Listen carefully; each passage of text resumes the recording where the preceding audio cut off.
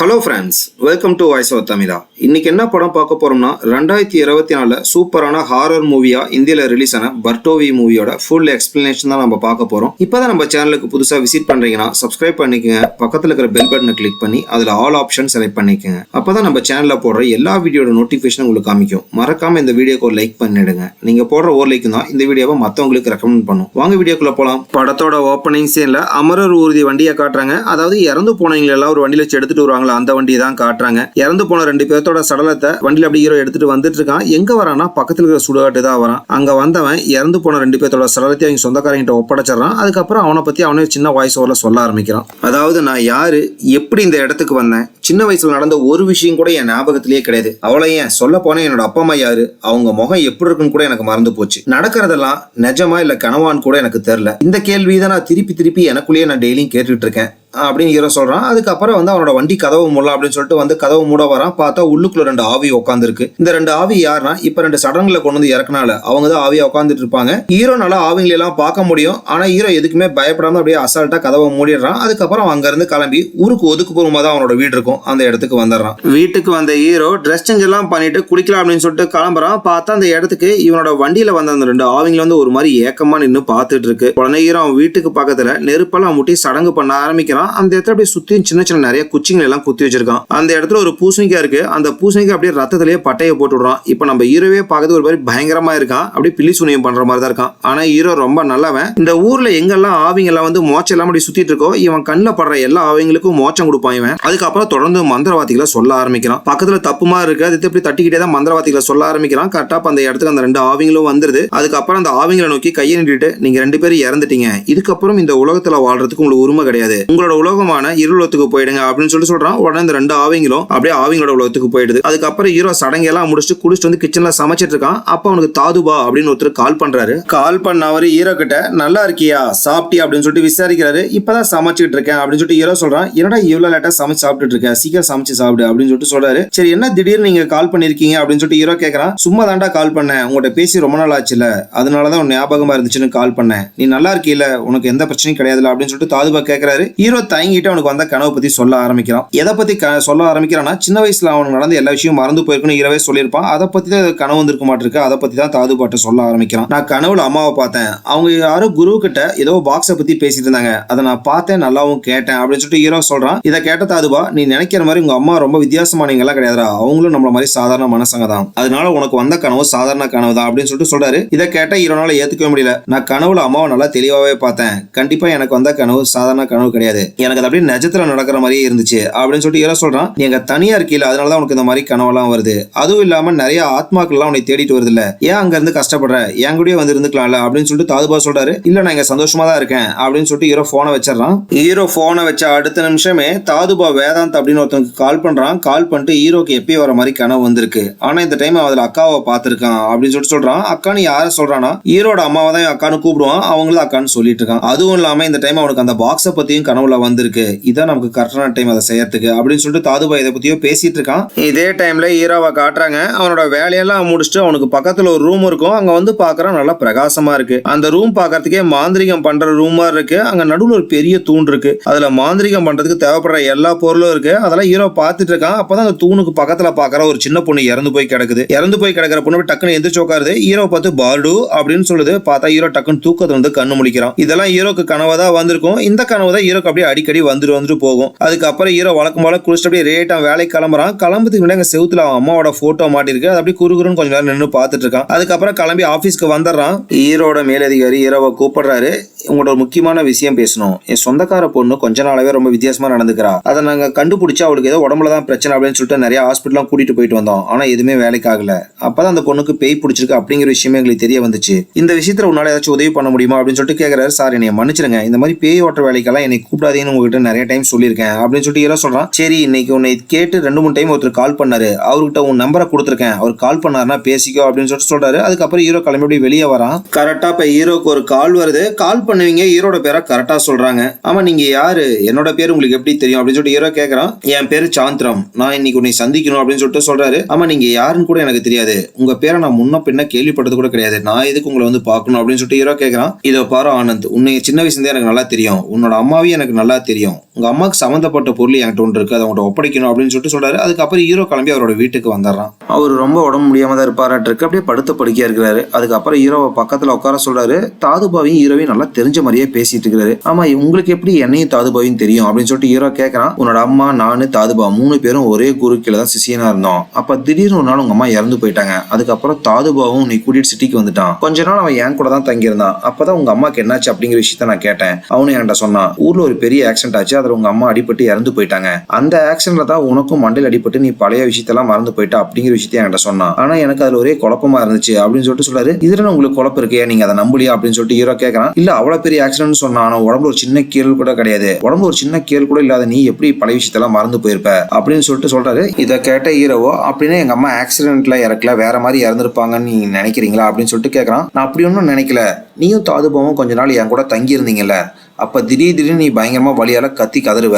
நான் எவ்வளோ time தாதுபாக்கிட்ட hospital கூட்டிகிட்டு போக சொல்லி சொன்னேன். ஆனால் உன்னை ஒரு டைம் கூட ஹாஸ்பிட்டல் கூட்டிகிட்டு போனதே கிடையாது. அவன் எதுக்காக உன்னை ஹாஸ்பிட்டலே கூட்டிகிட்டு போக இப்படி பண்ண அப்படிங்கிற விஷயம் இது வரைக்கும் எனக்கு புரியவே இல்லை அப்படின்னு சொல்லிட்டு சொல்கிறாரு. இதை கேட்குற ஹீரோக்கு அப்படியே தலையை வெடிக்கிற மாதிரி இருக்கு. ஒரு செகண்ட் அப்படியே அவனுக்கு பழைய பாஸ்டர் அப்படியே ஞாபகம் வந்துட்டு போகுது. அதுக்கப்புறம் அந்த பெரியவர்கிட்ட, சரி இத்தனை வருஷம் இல்லாமல் எதுக்காக இப்போ இந்த விஷயத்தை என்கிட்ட சொல்கிறீங்க அப்படின்னு சொல்லிட்டு கேட்குறான். அது ஒன்றும் இல்லை, பல வருஷத்துக்கு முன்னாடி தாதுபாய் என்கிட்ட ஒரு பெட்டியை பத்திரமா வச்சிருக்க சொல்லி சொன்னான். ஆனால் அவன் இன்னைக்கு வரைக்கும் வந்து அந்த பெட்டி என்கிட்ட வாங்கவே இல்லை. இப்போ நான் இருக்கிற நிலைமையில என் உடல் நல்லா ரொம்ப மோசமாகிட்டே போயிட்டு இருக்கு நாளுக்கு நாள். எப்ப நான் இறப்பேன் அப்படிங்கிற விஷயம் எனக்கே தெரியல. அதனாலதான் உனக்கு சொந்தமான பெட்டியை உங்ககிட்டயே கொடுத்துடலாம் அப்படின்னு சொல்லிட்டு வர சொன்னேன் அப்படின்னு சொல்லிட்டு சொல்றாரு. இதை கேட்ட இரவு, அப்ப அந்த பெட்டி எங்க அம்மா நேரம் என்கிட்டயே கொடுத்துருக்கலாம்ல, எதுக்காக உங்ககிட்ட எல்லாம் கொடுத்து வச்சிருக்க சொல்லணும் அப்படின்னு சொல்லிட்டு கேட்கறான். ஒருவேளை அந்த பெட்டினால உனக்கு ஏதாச்சும் ஆபத்து இருக்கலாம், அதனாலதான் உங்ககிட்ட வந்து தள்ளிக்கிட்டோம் அப்படின்னு சொல்லிட்டு அப்படி வச்சிருக்கலாம் அப்படின்னு சொல்லிட்டு சொல்றாரு. அதுக்கப்புறம் அந்த பெட்டியை ஹீரோட்ட கொடுத்துறாரு. ஹீரோ அந்த பெட்டியை வாங்கிட்டு வீட்டுக்கு வந்துடுறான். வீட்டுக்கு வந்த ஹீரோ அந்த பாக்ஸ்குள்ள என்ன இருக்கு அப்படின்னு சொல்லிட்டு ஓப்பன் பண்ணி பாக்குறான். அதுக்குள்ள பெரிய பெரிய மாந்திரிகத்தை பண்ணக்கூடிய மந்திர வார்த்தைகள்லாம் எழுதியிருக்கு. அதுக்கப்புறம் அந்த மாந்திரிகத்தை எப்படி முறைப்படி பண்றது அப்படிங்கிற விஷயத்தை எழுதி வச்சிருக்காங்க. ஹீரோ அதையெல்லாம் பார்த்துட்டு இருக்கான். அப்ப டக்குனு உடம்புல அப்படி விட்டு விட்டு இழுக்க ஆரம்பிக்குது. தலை சுத்தி அப்படி பொத்துன்னு சேர்ல இருந்து கீழே விழுந்துறான். கீழே வந்து அப்படியே உடம்புல விட்டு விட்டு இழுத்துட்டு இருக்கு, ஃபிக்ஸ் வந்த மாதிரி. அதே டைம்ல சின்ன பையனை தான் காட்டுறாங்க. அவனுக்கு அப்படி ஹீரோக்கு எப்படி வலிப்பு வந்துச்சு அந்த மாதிரி வலிப்பு வந்து அப்படி கதறிட்டு இருக்கான். கொஞ்ச நேரத்துல சின்ன பையன் இறந்து போயிடுறான். இதெல்லாம் ஹீரோ கண்ணு முன்னாடி விஷுவலா தான் வந்துட்டு போகும். அந்த பையன் இறந்து அடுத்த நிமிஷமே ஹீரோக்கு அந்த வலிப்பும் சரியாயிடுது. அப்படியே அந்த இடத்துல சீனை கட் பண்ணி ஒரு பிளாஷ்பேக்கை தான் காட்டுறாங்க. பிளாஷ்பேக்ல ஒரு குட்டி பொண்ணு வீட்டுக்கு வெளியே ஏதோ சத்தம் கேக்குது அப்படின்னு சொல்லிட்டு வெளியே வந்து பாக்குது. பார்த்தா அவங்க வீட்டுக்கு தான் யாரோ ஜீப்ல வந்திருக்காங்க. உடனே அந்த குட்டி பொண்ணு மாடிக்கு வேகமா ஓடி போகுது. ஓடி போயிட்டு அங்க ஒரு சின்ன பலகை இருக்கு, அதை நிறுத்திட்டு அந்த சந்து வழியா பக்கத்து ரூமை பாக்குது. ஒரு பொண்ணுக்கு பேய் பிடிச்சிருக்கும். அந்த பொண்ணை தான் வந்து குடும்பத்தை சேர்ந்தவங்க எல்லாரும் இந்த இடத்துக்கு கூட்டிட்டு வந்திருப்பாங்க. அந்த பொண்ணுக்கு முன்னாடி தான் அக்காவும் உட்காந்துருப்பாங்க, அதாவது ஹீரோட அம்மாவும் உட்காந்துருப்பாங்க. அவங்களுக்கு அசிஸ்டண்டா தான் தாதுபாவும் இருப்பாரு. அதுக்கப்புறம் தாதுபா அந்த குடும்பத்தை சேர்ந்தவங்கிட்ட, இதுக்கப்புறம் கவலைப்படாதீங்க, எல்லாத்தையும் அக்கா பாத்துக்குவாங்க அப்படின்னு சொல்லிட்டு அந்த பொண்ணை பக்கத்துல இருக்கிற ரூமுக்கு கூட்டிட்டு போறான். இந்த ரூமை தான் ஹீரோ ஆல்ரெடி கனவுலையும் பார்த்திருப்பான். அந்த தூணு எல்லாத்தையுமே பார்த்திருப்பான். அந்த பொண்ணை அந்த தூணுக்கு பக்கத்துல உட்கார வச்சுட்டு அதுக்கப்புறம் கையில ஒரு கைத்தை கட்டி விடுறான். அதுக்கப்புறம் நெத்தியில ஒரு பட்டையும் போட்டு விட்டுறான். அக்கா பேய்கிட்ட, நீ யாரு, எதுக்காக இந்த பொண்ணு உடம்புக்குள்ள வந்திருக்கீங்கிற காரணத்தை என்கிட்ட சொல்லு அப்படின்னு சொல்லிட்டு கேட்கறாங்க. இதை கேட்ட பேய ஒரு மாதிரி கொடூரமா சிரிக்க ஆரம்பிக்குது. நான் யாருன்னு தெரிஞ்சுக்கணுமா? இந்த பொண்ணோட அப்பா தான் என் மொத்த வீட்டையும் எரிச்சிட்டான், அதுக்காக அந்த மொத்த குடும்பத்தையும் பழி வாங்க போறேன் அப்படின்னு சொல்லி சிரிச்சிட்டு இருக்கு. இந்த பேய் எதை வீடு அப்படின்னு சொல்லுதுன்னா, இந்த பேய் 1100 ஆண்டுகளா ஒரு ஆலமரத்துல தான் வாழ்ந்திருக்கும். அந்த ஆலமரத்துல இந்த பொண்ணோட அப்பா எரிச்சிருப்பாரு, அதுக்காக தான் குடும்பத்தையே பழி வாங்க போறேன் அப்படின்னு சொல்லி சிரிச்சிட்டு இருக்கு. இதை கேட்ட அக்காவோ, அது உன்னால முடியாது, அதுக்குள்ள உன்னை மொத்தமா சிறப்புடிச்சிருவேன் அப்படின்னு சொல்றாங்க. இதை கேட்ட பேய் அப்படியே ஒரு மாதிரி சிரிக்க ஆரம்பிக்குது. நீ யாருங்கிறது எனக்கு தெரியாது நினைச்சிட்டு இருக்கியா? நீ இருளத்தை பத்தி தெரிஞ்சுக்கணும், அதுல இருக்கிற சக்தியெல்லாம் அடைஞ்சு சாகாத வார்த்தை பெறணும் தானே இதெல்லாம் பண்ணிட்டு இருக்க. அது உன்னால முடியாது, ஏன்னா இருளத்துக்கு செத்தையினால மட்டும்தான் போக முடியும். அது உன்னாலையும் முடியாது, உன் குருவான பாபாவும் அதுக்கான அனுமதி உனக்கு தரமாட்டாரு, ஏன்னா நீயே அவர் சொல்றதை கேட்கற அடிமை தானே அப்படின்னு சொல்லி சிரிச்சிட்டு இருக்கு. இதை கேட்டாக்காவும் ஒழுங்கு அந்த பொண்ணோட உடம்பு விட்டு வெளியே போயிடு அப்படின்னு சொல்லிட்டு சொல்றாங்க. நான் இந்த மொத்த குடும்பத்தையும் அழிச்சிட்டு இந்த பொண்ணை இருளத்துக்கு கூட்டிட்டு தான் போவேன் அப்படின்னு சொல்லிட்டு அந்த பேய் சிரிச்சிட்டு இருக்கு. இதை கேட்டாக்காவோ, இதுக்கப்புறம் உங்கள்கிட்ட பேசி பிரயோஜனம் இல்லை அப்படின்னு சொல்லிட்டு மந்திரத்தை எடுத்து அந்த பொண்ணு மேல ஊத்துறாங்க. அதுக்கப்புறம் தலையில கழிச்சுடைய மந்திரவாதிகளை சொல்ல ஆரம்பிக்கிறாங்க. கொஞ்சம் கொஞ்சமா அந்த பொண்ணோட வந்து பேய் வெளியே போயிடுது. அதுக்கப்புறம் அந்த பொண்ணோட குடும்பத்தை சேர்ந்தீங்களா அந்த பொண்ணை கூட்டிட்டு போயிடுறாங்க. நடக்கிற எல்லா விஷயத்தையுமே அந்த குட்டி பொண்ணு மேடம் அந்த ஓட்ட வழியா பார்த்துட்டு தான் இருந்திருக்கும். அந்த குட்டி பொண்ணு யாருன்னா அது அக்காவோட பொண்ணு தான். அதுக்கப்புறம் அக்காவும் குட்டி பொண்ணு உட்காந்து ஜாலியாக அப்படியே பேசிட்டு இருக்காங்க. அந்த குட்டி பொண்ணு அக்காவை வரைஞ்சி வச்சிருக்கோம். அம்மா நான் உங்களை வரைஞ்சிருக்கேன், எப்படி இருக்கு அப்படின்னு சொல்லிட்டு அந்த போட்டோவை காமிக்குது. நல்லா இருக்கு தங்க அப்படின்னு சொல்லிட்டு பேசிட்டு இருக்காங்க. ஆமா நீங்களும் தாதுபா அந்த ரூம்ல என்னதான் பண்றீங்க அப்படின்னு சொல்லிட்டு குட்டி பொண்ணு கேக்குது. அதெல்லாம் பெரிய விஷயம், அதை பத்தி நீ கேட்கவும் கூடாது, என்னைக்கும் தெரிஞ்சுக்கவும் கூடாது அப்படின்னு அக்கா சொல்லிடுறாங்க. எனக்கு தெரியும், நீங்களும் தாதுபா அதுக்குள்ள மந்திரம் தானே பண்றீங்க, அதை பத்தி அந்த தாதுபா ஏற்கனவே என்கிட்ட சொல்லியிருக்காரு அப்படின்னு சொல்லிட்டு பாப்பா சொல்லுது. இதை கேட்ட அம்மாவோ, தாதுபாவுக்கு பைத்தியம் பிடிச்சிருச்சு, அவன் இப்படிதான் உளறிட்டு இருப்பான், அதெல்லாம் நீ கேட்காத. அது இல்லாம அந்த ஓட்ட வழியா அந்த ரூம்குள்ள என்ன நடக்குதுன்னு நீ பாக்குறீல, இதுக்கப்புறம் அப்படி பண்ணக்கூடாது அப்படின்னு சொல்றாங்க. ஒருவேளை நீங்க இல்லாதப்ப அந்த ரூம்குள்ள நான் வந்துட்டுனா என்ன பண்ணுவீங்க அப்படின்னு சொல்லிட்டு குட்டி பாப்பா கேக்குது. என்ன பண்ணுவேனா அப்படின்னு சொல்லிட்டு கிச்சு கிச்சு மூடிட்டு இருக்காங்க. இதே டைம்ல தாதுபாவை காட்டுறாங்க. கீழே அந்த மாந்திரிகம் பண்ண ரூம்ல அப்படியே ஒரு மாதிரி உட்காந்துட்டு இருக்கான். இதனால இப்படி உட்காந்துட்டு இருக்கான்னா அக்கா வந்து இருளத்தை பத்தி தெரிஞ்சுக்கணும், அதுல இருக்கிற சக்தியெல்லாம் அடையணும்னு நினைக்கிறாங்களா, அதெல்லாம் இவனுக்கு சுத்தமாவே பிடிக்கல. அதை பத்தி தான் அப்படியே ஓச்சிட்டு இருக்கான். கரெக்டா அந்த ரூமுக்கு அக்கா வந்துடுறாங்க. வந்துட்டு அங்க இருக்கிற பீரோல இருந்து ஒரு சட்டியை கையில் எடுக்கிறாங்க. இதை எதையுமே கண்டுக்காம தாதுபா அப்படியே அங்க இருந்து கிளம்புறான். டே தாதுபா நில்றா, எங்கடா கிளம்பிட்ட, இதெல்லாம் உனக்கு பிடிக்காதுங்கிறது எனக்கு தெரியும், நீ என் கூட இரு, நான் சொல்றதெல்லாம் கேட்டீங்கன்னா உனக்கு இருளத்தை பத்தியும் அதுல இருக்கிற சக்திகள் எப்படி அடையறத பத்தியும் நான் சொல்லித்தரேன், நீ நினைக்கிற மாதிரி இது ஒன்றும் அவ்வளவு தப்பான விஷயம் கிடையாதுடா அப்படின்னு சொல்றாங்க. எனக்கு இதுல ஒன்றும் ஆர்வம் கிடையாது அப்படின்னு சொல்லிட்டு அவன் அங்க இருந்து கிளம்பிடுறான். அதுக்கப்புறம் எடுத்த சட்டி அப்படியே அங்க ஒரு இடத்துல வைக்கிறாங்க. யாரோ பயங்கரமா மூச்சு விடுற மாதிரி இருக்கு. அப்பதான் நமக்கு காட்டுறாங்க இப்போ ஒரு பேயை விரட்டி இருப்பாங்க. அந்த பேய் அப்படியே அந்த இடத்துல குத்த வச்சு உட்காந்துட்டு இருக்கு. அதுக்கப்புறம் அக்கா அப்படியே பவர்ஃபுல்லான மந்திர வார்த்தைகள் எல்லாம் சொல்ல ஆரம்பிக்கிறாங்க. அந்த பேய் முழுசா கட்டுப்பாட்டுக்குள்ள வந்துருது. அதுக்கப்புறம் அந்த சட்டிக்குள்ள போயிடுது. அந்த சட்டியை கட்டி பக்கத்துல இருக்கிற ஒரு ரேக்ல வைக்கிறாங்க. அப்பதான் நமக்கு காட்டுறாங்க அக்கா வந்து இந்த ஒரு பேயை மட்டும் இப்படி அடைச்சு வைக்கல, இது மாதிரி நிறைய பேய் பிசாசங்களை அப்படியே அடக்கி வச்சிருக்காங்க.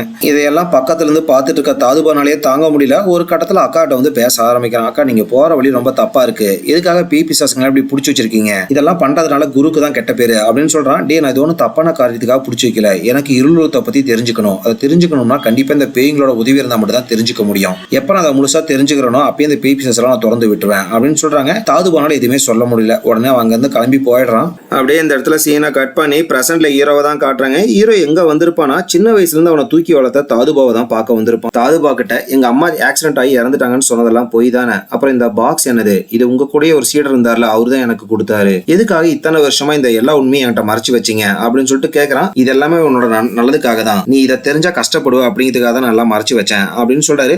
அப்படின்னு எனக்கு இன்னொரு உதவியும் பண்ணுங்க அப்படின்னு கேட்கறான். என்ன உதவி அப்படின்னு சொல்லிட்டு தாதுபாவும் கேட்கறாரு. அப்படின்னா நான் யாரு, சின்ன வயசுல இருந்து நடந்த விஷயம் எல்லாம் ஏன் எனக்கு மறந்து போச்சு, அதையெல்லாம் தயவு செஞ்சு என்கிட்ட சொல்லுங்க அப்படின்னு சொல்லிட்டு கேட்கறான். அவர் ஒரு சின்ன பிளாஷ்பேக்கை சொல்ல ஆரம்பிக்கிறாரு. சுமார் 20 வயசு இருக்கும் போதும் உங்க அம்மாவுக்கு ஒரு சாதாரண விவசாயியோட திருமணம் ஆச்சு. அவங்களுக்கு 2 பேருக்கு ஒரு பெண் குழந்தை இருந்துச்சு. அவங்க வாழ்க்கை நல்லா சந்தோஷமா தான் போயிட்டு இருந்துச்சு. ஆனா கல்யாணம் சில நாள்லயே அந்த விவசாயிக்கு ஏதோ தீராத நோய் வந்து இறந்து போயிட்டாரு. அதுக்கப்புறம் அக்காக்கு என்ன பண்றது அப்படிங்கிற விஷயமே புரியல. அவங்க ஆன்மீகத்தை தேர்ந்தெடுத்து அதுல பயணம் பண்ண ஆரம்பிச்சாங்க. அப்படிதான் என்னோட குருவான பாபாஜி கிட்ட சீடரா வந்து சேர்ந்தாங்க. சேர்ந்த சில நாள்லயே மாந்திரிகத்தையும் ஆன்மீகத்தையும் ரொம்ப பயங்கரமா கத்துக்கிட்டாங்க. அதுக்கப்புறமும் பாபாஜி கூடயே பழகி அவரோட அறிவையும் அவரோட திறமையும் அவருக்கு தெரியாம பயன்படுத்திக்கிட்டாங்க. இந்த விஷயம் எல்லாம் சில வருஷங்கள் கழிச்சு தான் பாபாஜிக்கே தெரிய வந்துச்சு அப்படின்னு சொல்றாரு. அப்ப எங்க அம்மா இறந்துக்கு உண்மையான காரணம் தான் என்ன அப்படின்னு சொல்லிட்டு ஹீரோ கேட்கறான். உங்க அம்மா பார்டோன்னு சொல்லப்படக்கூடிய கருப்புலகத்துக்கான ஒரு மாந்திரிகத்தை பண்ணாங்க. ஒருவேளை அந்த மாந்திரிகத்தினால கூட அவங்க இறந்து போயிருக்கலாம். அது கூட உங்க கையில பார்டோன்னு சொல்லப்படக்கூடிய இந்த பெட்டி இருக்குல்ல, இதை பார்த்தோன்னு தான் எனக்கு தெரிய வந்துச்சு. ஆனா இது முழு பெட்டியும் கிடையாது, இது 2வது பாதி மட்டும்தான்.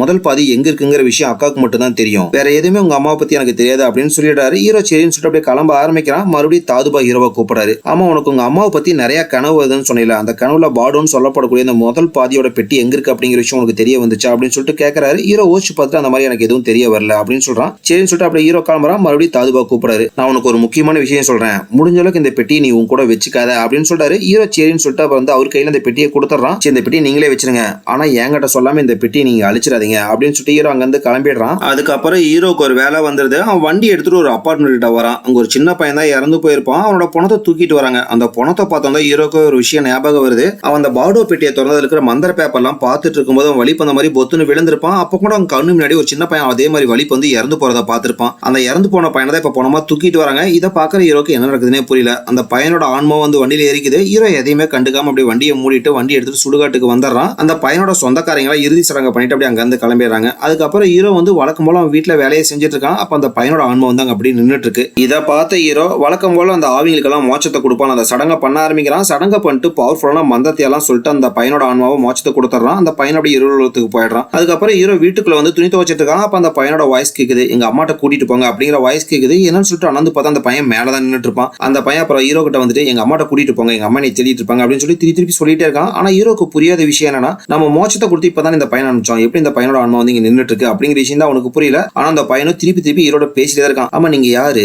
உங்களோட பேர் என்ன, ஓ உங்களுக்கு தூக்கம் வருதா, தூங்க போறீங்க அப்படின்னு சொல்லி திருப்பி கேட்டுட்டு இருக்கான். ஆனா ஹீரோ இதை பத்தியும் கண்டுக்காம அப்படியே போய் படுத்து தூங்கிடுறான். அடுத்த நாள் காலையில ஹீரோ எந்திரிச்சு வழக்கம் போல அவனோட வேலையெல்லாம் பண்ணிட்டு இருக்கான். அந்த குட்டி பையனோட அவன் ஹீரோ கூட தான் அப்படி சுத்திட்டு இருக்கோம். ஹீரோ அப்படியே வண்டியில தான் சுத்திட்டு இருப்பான். ஒரு பணத்தை கொண்டு போய் சுடுகாட்டுல இறக்கி இருப்பான். அந்த பணத்தை எரிச்சிட்டு இருக்காங்க. அதை பார்த்த குட்டி பையன் எதுக்காக பணங்களை எல்லாம் எரிக்கிறாங்க சொல்லுங்க அப்படின்னு சொல்லிட்டு திருப்பி அதே தான் கேட்டு இருக்கான். ஹீரோக்கு அப்படியே கோவம் ஆரம்பிக்குது. எதுக்காக எரிக்கிறாங்கன்னா இறந்து போனவங்களோட ஆன்மாலாம் நல்லபடியே இருளத்துக்கு போகணும் அப்படிங்கிறதுக்காக இந்த மாதிரி சடங்கெல்லாம் பண்றாங்க அப்படின்னு சொல்லிட்டு கோவமா சொல்றான். இதை கேட்ட குட்டி பையனும் கோவப்படாதீங்க பொறுமையா பேசுங்க அப்படின்னு சொல்லிட்டு அவன் தன்மையா பேச ஆரம்பிக்கிறான். அதுக்கப்புறம் ஹீரோ வந்து தாதுபாவை பாக்குறான். தாதுபா கிட்ட இந்த குட்டி பையன் இறந்த விஷயம், அவனுக்கு முத்தி கொடுத்த விஷயம், ஆனா அவன் முத்தி அடையாம இவன் பின்னாடியே தெரிஞ்சிருக்கிற எல்லா விஷயத்தையும் சொல்றான். இதை கேட்ட தாதுபாவோ இதுக்கு முன்னாடி முத்தி கொடுத்த எல்லா ஆவிங்களுமே பெரியவங்க, அவங்க இறந்துட்டாங்க அப்படிங்கிற விஷயத்த புரிஞ்சுக்கிட்டு இருளத்துக்கு போயிட்டாங்க. ஆனா இவன் குட்டி பையனா இருக்கிறனால அவனோட ஆசைகளை ரொம்ப வலுவானதா இருக்கும். அதனால இன்னும் 10-12 நாள் ஆயிடுச்சுன்னா அவனோட ஆத்மா தானாவே இருளத்துக்கு போயிடும். அதனால இதை பத்தி கவலைப்படாத அப்படின்னு சொல்றாரு. இதை கேட்ட ஹீரோவோ சரி நான் இன்னைக்கு போய் இன்னொரு டைம் முயற்சி பண்ணி பாக்குறேன், உனக்கு முத்தி கொடுக்க முடியுமா இல்லையான்னு சொல்லிட்டு அப்படின்னு சொல்றான். அதுக்கப்புறம் ஹீரோ இன்னொரு விஷயத்தையும் சொல்றான். அந்த பெட்டியில இந்த மந்திர பேப்பரை தொட்டப்ப எனக்கு வலிப்பு வந்துச்சுல,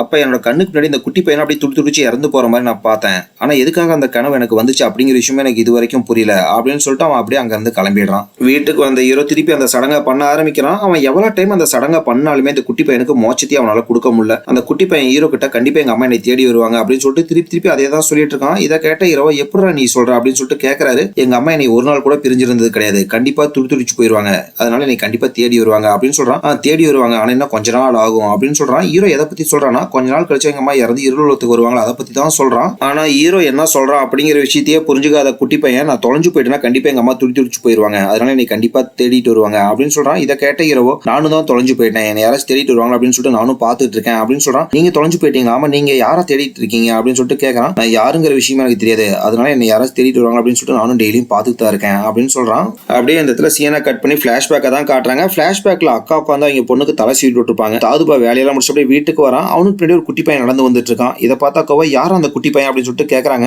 யாருன்னு தெரியல, என் பின்னாடி நடந்து வந்துட்டு இருக்கான் அப்படின்னு சொல்லிட்டு தாதுபா சொல்றாரு. அதுக்கப்புறம் அக்கா குட்டி பையன்ட்ட நீ யாரு, உன்னோட பேர் என்ன அப்படின்னு சொல்லிட்டு கேட்கறாங்க. என் பேர் அனந்த் அப்படின்னு சொல்லிட்டு சொல்றான். அப்ப ஹீரோ வந்து அக்காவோட உண்மையான பையன் கிடையாது, தத்து பையன் தான். சரி எங்க இருந்து வர, உன்னோட அப்பா அம்மா எங்க இருக்காங்க அப்படின்னு சொல்லிட்டு அக்கா கேட்கறாங்க. எனக்கு யாருமே கிடையாது, நான் ஒரு அனாதை, நான் இத்தனை நாளா கோயில தான் தங்கியிருந்தேன் அப்படின்னு சொல்லிட்டு சொல்றான். இதை கேட்ட அக்காவா சரி நீங்க நைட்டு எங்க வீட்டிலே தங்கிக்கோ அப்படின்னு சொல்லிட்டு ஹீரோ தங்கத்துக்கான இடத்த கொடுக்குறாங்க. அன்னைக்கு நைட் அக்கா அந்த சடங்கு பண்ற ரூம்ல உட்காந்து பிரார்த்தனை பண்ணிட்டு இருக்காங்க. பானையில இருந்து ஒரு ஆவி வெளியே வந்திருக்கும். அந்த ஆவி அக்காவோட மரணத்தை அப்படியே கண்ணு முன்னாடி காட்டுது. இந்த மரணத்துல இருந்து நீ தப்பிக்கணும்னா காளி கோயிலுக்கு போயிட்டு உடனே பூஜையை பண்ணு அப்படின்னு அந்த ஆவி சொல்லுது. இதை கேட்ட அக்காவா உடனே வெளியே வந்து தாதுபா கிட்ட நாளைக்கு காலையில நம்ம நேரமாவே வெளியே கிளம்பணும், வண்டியை ரெடி பண்ணு அப்படின்னு சொல்லிடுறாங்க. அடுத்த நாள் காலையில தாதுபாவும் வண்டியை ரெடி பண்ணிடுறான். அக்கா வந்து அங்க இருந்து கிளம்ப ஆரம்பிக்கிறாங்க. கிளம்பும்போது அங்க பொண்ணு நானும் தான் வருவேன் அப்படின்னு சொல்லிட்டு ராவடி பண்ணுது. ஒரே நாள் தான் நம்ம போயிட்டு வந்துருவேன் அப்படின்னு சொல்லிட்டு அங்க இருக்க ஒருத்தர்கிட்ட பார்த்து வச்சுட்டு அக்கா வந்து கிளம்பிடுறாங்க. நேரா கிளம்பி கோயில் இருக்க காளி கோயிலுக்கு தான் வராங்க. வந்து அவங்க மரணத்தை தள்ளி போடுறதுக்கான பூஜையை பண்ணிட்டு இருக்காங்க. பூஜை பண்ணிட்டு இருக்க அதே நேரத்துல இந்த சடங்கு பண்ற ரூமை தான் காட்டுறாங்க. நிறைய ஆவிங்க எல்லாம் அக்கா அப்படியே சட்டியில் அடைச்சு வச்சிருப்பாங்களா, அதுல இருந்து ஒரு ஆவி அப்படி வெளியே வந்துருது. பக்கத்து ரூம்ல தான் அக்காவோட குட்டி பொண்ணு தூங்கிட்டு இருக்கும். ஏதோ சத்தம் கேக்குது அப்படின்னு சொல்லிட்டு இந்த சடங்கு பண்ற ரூமுக்கு வந்து பாக்குது. பார்த்தா அந்த கொடூரமான பேய் அப்படியே அந்த இடத்துல உட்காந்துட்டு இருக்கும். குட்டி பொண்ணை பார்த்து அந்த பேய் அப்படியே எகிரி வந்து தாக்க ஆரம்பிக்குது. காளி கோயிலுக்கு போன அக்காவும் தாதுபாவும் வீட்டுக்கு வந்துறாங்க.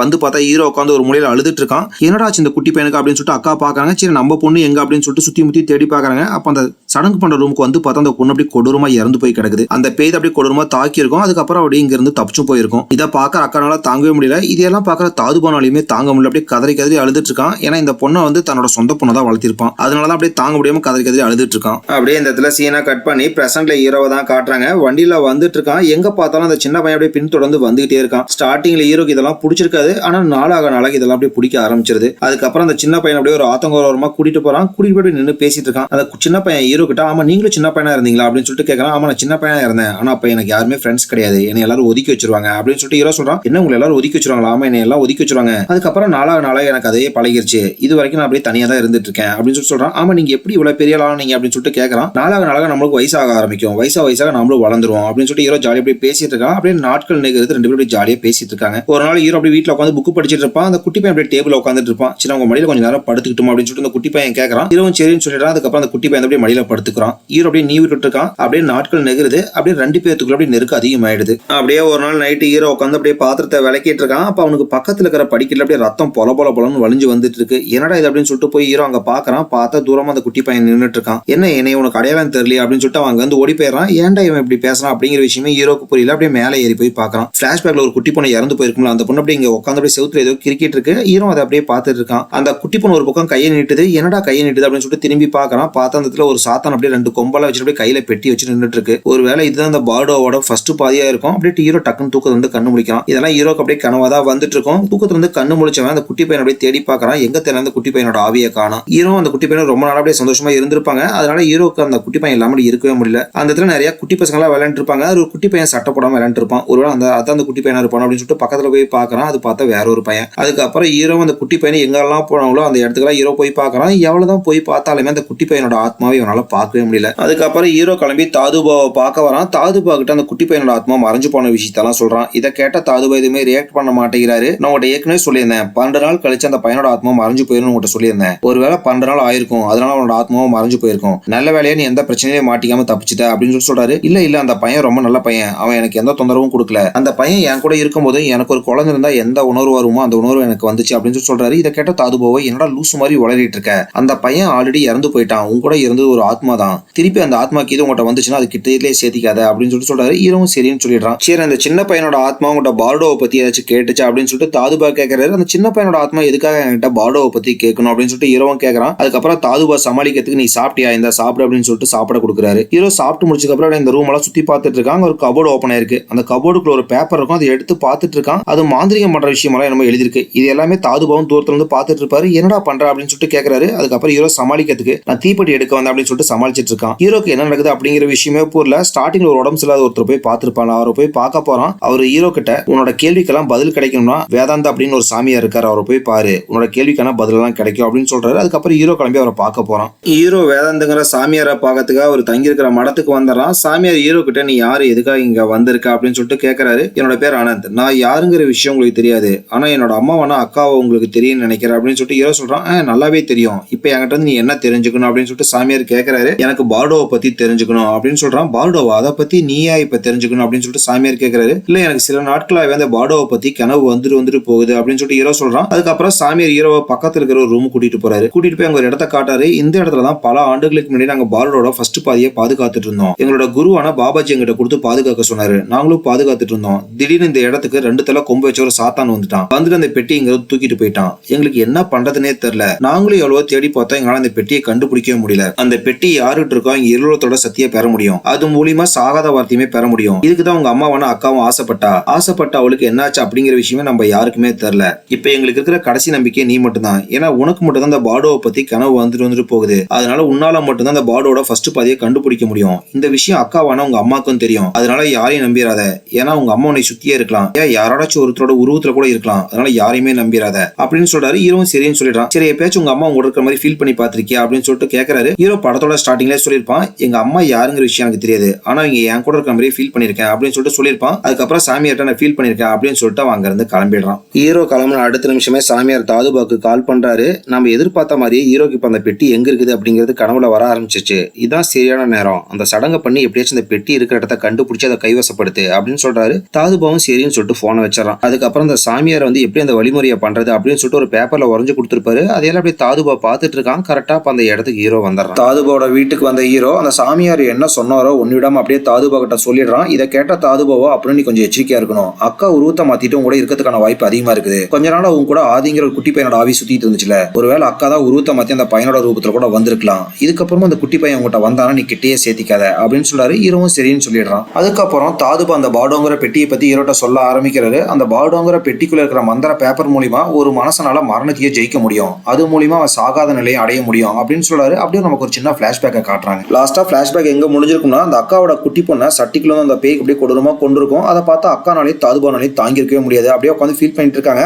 அக்கா தாதுபா கிட்ட நான் கொஞ்ச நேரம் தனியா இருக்கணும், நீ கொஞ்சம் வெளியே போ அப்படின்னு சொல்றாங்க. தாதுபாவும் வெளியே வந்துறான். வெளியே வந்தா தாதுபானால கோவத்தை கட்டுப்படுத்தவே முடியல. அதுக்கப்புறம் அந்த பொண்ணு இறந்து போன வருத்தத்தை அவனால தாங்கவே முடியல. அப்படியே கோடையில அங்க இருக்கிற மரத்தை வெட்டிட்டு இருக்கான். அப்படியே உள்ள அக்காவை தான் காட்டுறாங்க. கபோர்ட்ல அந்த சாத்தான் அடைச்சு வச்சிருப்பாங்க ஒரு சட்டி, அந்த சட்டி தான் எடுக்கிறாங்க. அந்த சட்டியை திறந்துட்டு சாத்தானை வெளியே கூப்பிடுறாங்க. தலையில 2 கொம்பு வச்ச சாத்தான் அப்படி வெளியே வந்து நின்றுட்டு இருக்கு. அந்த சாத்தான்ட்ட வேதாந்தங்கிற சாமியார்ட்ட தான் பார்டோட ஃபர்ஸ்ட் பாதி இருக்கு, அதை எனக்கு வேணும், போய் எடுத்துட்டு வா அப்படின்னு சொல்றாங்க. இப்பதான் அந்த சாமியார் கதையில சொன்ன மாதிரி அந்த சாத்தான் அந்த இடத்துக்கு வந்திருக்கும். அந்த பெட்டியை அப்படி எடுத்துட்டு வந்திருக்கும். அதுக்கப்புறம் அக்கா அந்த சாத்தான்ட்ட இதுக்கப்புறம் பார்டோக்கு நீ தான் பொறுப்பு, அதை நீ தான் பாதுகாக்கணும் அப்படின்னு சொல்லிட்டு கட்டளையிட்டுறாங்க.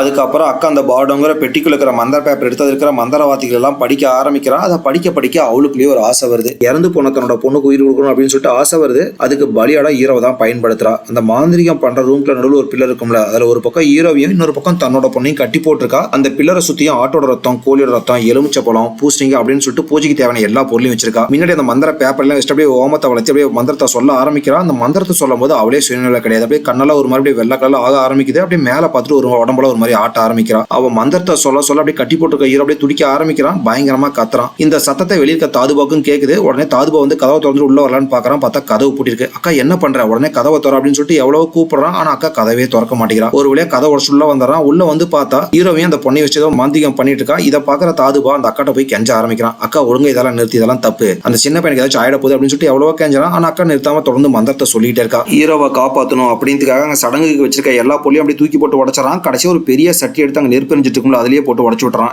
இது மூலியமா அந்த சடங்கு பாதியில் நின்று போயிடுது. அது மூலியமா அக்காவும் இறந்து போயிடுறாங்க. அக்கா இறங்குறதுக்கு முன்னாடி சாத்தான்ட்ட என்ன சொல்லியிருப்பாங்கன்னா, நீ தான் இந்த பார்டோவுக்கு பாதுகாப்பு அப்படின்னு சொல்லிட்டு கட்டளை இட்டிருப்பாங்க. அதனால அந்த சாத்தான் அந்த பெட்டியோட அங்க இருந்து மறைஞ்சு போயிடுது. கொஞ்ச நேரம் கழிச்சு அப்படி தாதுபா மயக்கத்துல வந்து கண்ணு முடிக்கிறான். கண்ணு முடிச்சு ஃபர்ஸ்ட் அக்காக்கு என்னாச்சு அப்படின்னு சொல்லிட்டு தான் பாக்குறான். பார்த்தா அக்கா இறந்து போயிட்டாங்க. அக்காவோட பொண்ணு ஏற்கனவே இறந்து போயிருப்பா. அதுக்கப்புறம் ஹீரோ போய் பாக்குறான். பார்த்தா ஹீரோ உயிரோட தான் இருப்பான். அதுக்கப்புறம் ஹீரோ தூக்கிட்டு அப்படியே அங்கிருந்து கிளம்பிடுறான். இந்த பூஜைனால தான் ஹீரோக்கு சின்ன வயசுல நடந்த எல்லா விஷயம் மறந்து போயிருக்கும். அவன் மூலியம் அப்படியே பாதிக்கப்பட்டிருக்கும். நடந்த எல்லா விஷயத்தையும் ஹீரோட்ட சொல்லிடுறாரு. இதை எல்லாத்தையும் கேட்ட ஹீரோ அந்த சாத்தான் வந்து ஃபர்ஸ்ட் பாதி பெட்டி எடுத்துட்டு மறைஞ்சு போச்சு இல்ல, அந்த பெட்டிக்குள்ள என்ன சக்தி இருக்கு அப்படின்னு சொல்லிட்டு தாதுபாட்ட கேட்கறான். அந்த பெட்டியோட பேரு சஞ்சீவினி. அதுல என்ன சக்தி இருக்குன்னா, கூடு விட்டு கூடு பயிரா சக்தி இருக்கு. அதாவது நான் என் உடம்புல இருந்து இன்னொரு ஒருத்தரோட உடம்புக்குள்ள போக முடியும். ஆனா அப்படி போனதுக்கு அப்புறம் ஏற்கனவே ஒரு உடம்புக்குள்ள இருந்தல, அந்த உடம்புல இருக்கும்போது இருந்த ஞாபகம் எல்லாமே மொத்தமா அழிஞ்சு போயிடும். எதுவுமே ஞாபகத்துக்கு வராது. ஒருவேளை அந்த ஞாபகத்தை நம்ம திருப்பி கொண்டு வரணும்னா, இப்போ உனக்கு ரெண்டாவது ஒரு பெட்டி கிடைச்சிருக்குல்ல, அந்த பெட்டிக்குள்ள இருக்கிற மந்திர வார்த்தைகள் மூலியமா நம்ம இழந்த எல்லா ஞாபகத்தையும் திருப்பி நம்மளால கொண்டு வர முடியும் அப்படின்னு சொல்றான். இதை கேட்ட ஹீரோக்கு அப்பதான் ஒரு யோசனையே வருது. அது என்னன்னா, என்கிட்ட பார்டோவோட ரெண்டாவது பாதி பெட்டி இருக்குல்ல, அதை வச்சு நீங்க என்னோட ஞாபகத்தை எல்லாம் மீட்டு கொடுக்கணும். அது மூலியமா நான் யாரு, சின்ன வயசுல எனக்கு நடந்த எல்லா விஷயமும் ஞாபகம் வந்துடும். சின்ன வயசுல என்னோட அம்மா என் மேல எவ்வளவு பாசமா இருந்தாங்க, அந்த விஷயத்தை என்னால மீட்டு எடுக்க முடியும். எனக்காக நீங்க எனக்கு அந்த சடங்கை பண்ணணும் அப்படின்னு சொல்லிட்டு ஹீரோ கேட்கறான். தாதுபாவும் சரின்னு சொல்லிடுறாரு. அப்படின்னு நீ எனக்கு ஒரு விஷயம் பண்ணணும் அப்படின்னு சொல்லிட்டு தாதுபா கேட்கறாரு. ஹீரோ என்னன்னு கேட்கறான். உனக்கு பழைய ஞாபகம் எல்லாம் வந்ததுக்கு அப்புறம் அந்த சஞ்சீவினின்னு சொல்லப்படக்கூடிய ஃபர்ஸ்ட் பெட்டி எங்க இருக்குங்கிற விஷயத்தை நீ என்கிட்ட சொல்லணும் அப்படின்னு சொல்லிட்டு கேட்கறாரு. ஹீரோவும் சரின்னு சொல்லிடுறான். அதுக்கப்புறம் தாதுபா ஹீரோ அந்த சடங்கு பண்ற ரூம் கூட்டிட்டு போறாரு. அங்க கூட்டிட்டு போய் நடுவில் ஒரு பில்லர் இருக்கும்ல, அந்த பில்லர் அப்படியே அவனை கட்டி போட்டுறாரு. அதுக்கப்புறம் அவங்க இருக்கிற ரெண்டாவது பெட்டியில இருக்கிற மந்திர வார்த்தைகளை எல்லாம் எடுத்து அப்படியே படிக்க ஆரம்பிக்கிறாரு. அந்த மந்திர வார்த்தைகளை படிக்க படிக்க ஹீரோட போல ஏதோ பண்ற மாதிரி இருக்கு.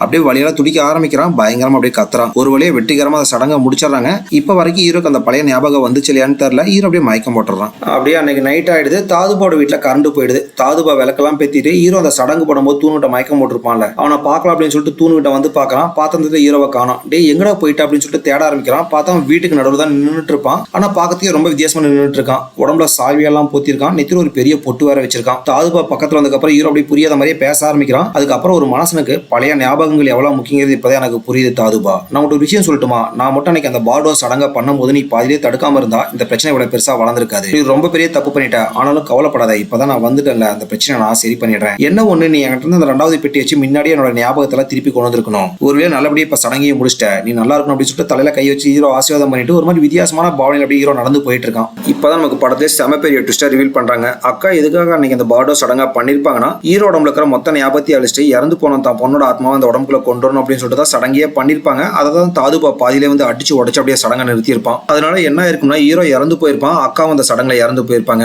அந்த சடங்கு பண்ணது மூலியமா அக்காவோட ஆத்மா தான் அப்படி ஹீரோ உடம்புக்குள்ள இத்தனை வருஷமா இருந்திருக்கும். அந்த ஃபர்ஸ்ட் பெட்டில இருந்து இருக்கிற மந்திரவாதிகள் மூலியமா பண்ற சடங்குனால என்ன ஒரு பிரச்சனைனா, கூடு விட்டு கூடு பாஞ்சிருப்பாங்க. அவங்க மொத்த ஞாபகத்தை இழந்திருப்பாங்க. அதான் இப்ப தாதுபா ரெண்டாவது புத்தகத்து மூலியமா அந்த சடங்குல திருப்பி பண்ணிருப்பான். அது மூலியமா அக்காவோட மொத்த ஞாபகம் இப்ப திருப்பி வந்துருச்சு. இப்ப முழுக்க முழுக்க ஹீரோ உடம்புக்குள்ள அக்காவோட ஆத்மா தான் இருக்கு. அதனாலதான் தாதுபா கிட்ட நீ அந்த சடங்கை நிறுத்திக்க கூடாது, தப்பு அப்படின்னு சொல்லிட்டு சொல்லியிருப்பாங்க. அப்படியே இந்த இடத்துல சீனை கட் பண்ணி அடுத்து அக்காவை தான் காட்டாங்க. ஒரு வயசு பொண்ணையும் ஒரு குட்டி பையனையும் யாருக்கும் தெரியாம அமராவதியில கடத்திட்டு போறாங்க. எங்க கடத்திட்டு போறாங்கன்னா, ஊருக்கு ஒதுக்குப்புறமா ஒரு குவாரி இருக்கு, அங்கதான் கடத்திட்டு வந்திருப்பாங்க. அங்க வந்ததுக்கு அப்புறம் ஒரு சாத்தாண்ட அந்த ஃபர்ஸ்ட் பெட்டியை பாதுகாக்க சொல்லி கட்டளை போட்டிருப்பாங்க. அந்த சாத்தானை கூப்பிடுறாங்க. அந்த சாத்தான் வந்ததுக்கு அப்புறம் அந்த பெட்டி அவங்க வாங்கிக்கிறாங்க. வாங்கிட்டு அவங்க ஒரு பயங்கரமான சடங்கை பண்ண ஆரம்பிக்கிறாங்க. அந்த சடங்கை பண்ணிட்டு ஹீரோ உடம்புக்குள்ள இருந்த அக்காவோட ஆவி அப்படியே அந்த வயசு பொண்ணு உடம்புக்குள்ள போயிடுது. அப்ப அந்த சின்ன பையன் உடம்புக்குள்ள யாரோட ஆவி போயிருக்கும்னா, ஹீரோ கூட ஒரு சின்ன பையன் சுத்தி இருந்திருப்பாங்க, அவனோட ஆவி தான் சின்ன பையன் உடம்புக்குள்ள போயிருக்கும். எப்படி ஹீரோ கூட ஆவியா சுத்தி இருந்த சின்ன பையனோட ஆத்மா அந்த பையன் உடம்புக்குள்ள போயிருக்கு அப்படிங்கிறது இப்பதான் நமக்கு காட்டுறாங்க. ஹீரோ கூட ஆவியா சுத்தி இருந்த சின்ன பையனோட ஆத்மா எங்கேயுமே மோட்சம் அடைஞ்ச மாதிரி நம்ம காட்டியே இருக்க மாட்டாங்க. இப்ப அக்கா அந்த பவர்ஃபுல்லான சடங்கை பண்ணும்போது கூட அப்படியே ஆப்போசிட்ல காட்டுறாங்க. ஒரு பாறை கிட்ட அந்த பையனோட ஆத்மா அப்படி நின்றுட்டு இருக்கும். அந்த ஆத்மா தான் இப்ப இந்த பையனோட உடம்புக்குள்ள வந்திருக்கும். அதை நம்ம கன்ஃபார்ம் பண்ற விதமா அந்த பையனோட உடம்புக்குள்ள வந்தோம்னா, எனக்கு தெரியுமா நான் தொலைஞ்சு போயிட்டா கண்டிப்பா நீங்க என்னை கண்டுபிடிப்பீங்க அப்படின்னு சொல்றான். இதுல இருந்து நமக்கு கன்ஃபார்ம் ஆயிடுது. ஏன்னா படத்தோட நடுவுல கூட ஹீரோ கூட அந்த பையன் சொல்லியிருப்பான், நான் தொலைஞ்சு போயிட்டா கண்டிப்பா எங்க அம்மா என்னை கண்டுபிடிப்பாங்க அப்படின்னு சொல்லியிருப்பான். இது மூலியமா அக்காவும் அந்த குட்டி பையனும் அழிவு இல்லாம அப்படியே கூடு விட்டு கூடு பஞ்சு அப்படியே வாழ்ந்துட்டே இருப்பாங்க